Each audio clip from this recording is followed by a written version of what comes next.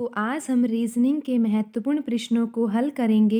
दोस्तों, ये प्रश्न गत वर्षों में परीक्षाओं में पूछे गए प्रश्न हैं और इन प्रश्नों के माध्यम से आप अपनी परीक्षा की तैयारी को बेहतर कर सकते हो। तो आइए दोस्तों, हम शुरू करते हैं आज का हमारा पहला प्रश्न। दोस्तों, यहाँ पर 33 क्वेश्चन नंबर दिया गया है। इस क्वेश्चन को आज हम करेंगे। दोस्तों, आप यहाँ पर देख सकते हो कि ये एक नंबर सीरीज दी गई है और यहाँ पर एक जो अगला पद है वो मिसिंग है। और दोस्तों, हमें यहाँ पर ये मिसिंग पद को ज्ञात करना है। तो दोस्तों, इस मिसिंग पद को ज्ञात करने के लिए हमें यहाँ पर दी गई सीरीज को समझना होगा कि किस तरीके से ये जो नंबर्स है वो लिखे हुए हैं। तो आइए दोस्तों, हम समझते हैं इस प्रश्न को बिल्कुल आसान तरीके से। दोस्तों, आप यहाँ पर क्या देख रहे हो? आप यहाँ पर देख रहे हो 5 लिखा हुआ है और 11 लिखा हुआ है। अब आपको ये सोचना है कि किस तरीके से 5 के द्वारा हम 11 को प्राप्त कर सकते हैं।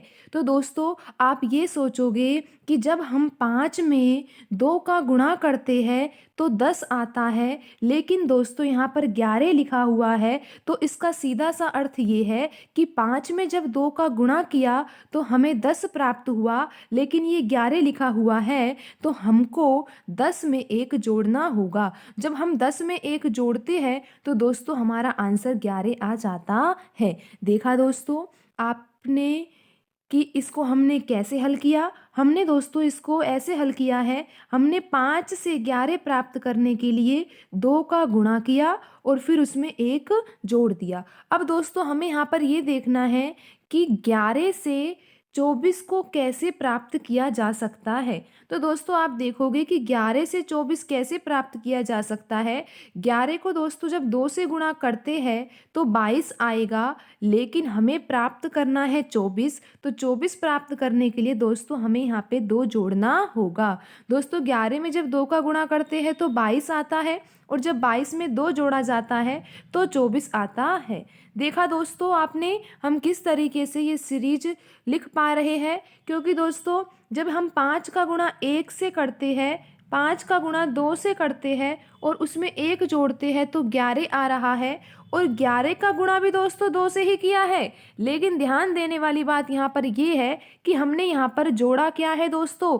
2 जोड़ा है हमने। जब हम यहाँ पे 2 जोड़ रहे हैं तो हमारा आंसर 24 आ रहा है। अब दोस्तों अब हमें अगला पद ज्ञात करना है। यहाँ पर हमें 24 से 51 को प्राप्त करना है। तो दोस्तों हमें यहाँ पर क्या करना होगा? दोस्तों हमें गुणा तो 2 से ही करना है, क्योंकि आप देख सकते हो यहाँ पर पिछली सीरीज में कि यहाँ पर आपने 2 का ही गुणा किया है, लेकिन जब आप जोड़ रहे हो, जिस संख्या को जोड़ रहे हो वो एक अंक ज़्यादा है। यानी कि जैसे आपने पहले दूसरे पद को प्राप्त करने के लिए 1 जोड़ा है और तीसरे पद को प्राप्त करने के लिए 2 जोड़ा है, तो अब यहाँ पर चौथे पद को प्राप्त करने के लिए दोस्तों आपको यहाँ पर 3 जोड़ना होगा। जब आप 3 जोड़ते हो तो आप पाते हो कि आपको 51 प्राप्त होता है। तो दोस्तों अब आप समझ गए होंगे कि ये सीरीज किस तरीके से लिखी हुई है। तो दोस्तों आगे देखते हैं हम।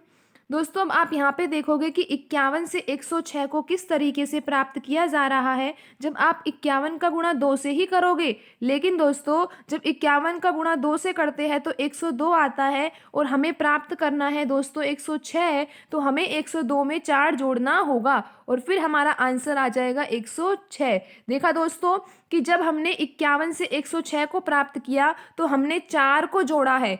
तो दोस्तों 106 से अगला पद ज्ञात करने के लिए हमको 2 का तो गुणा करना ही होगा, लेकिन जब हम जोड़ेंगे तो जोड़ेंगे क्या दोस्तों? हम यहाँ पर 5 जोड़ेंगे।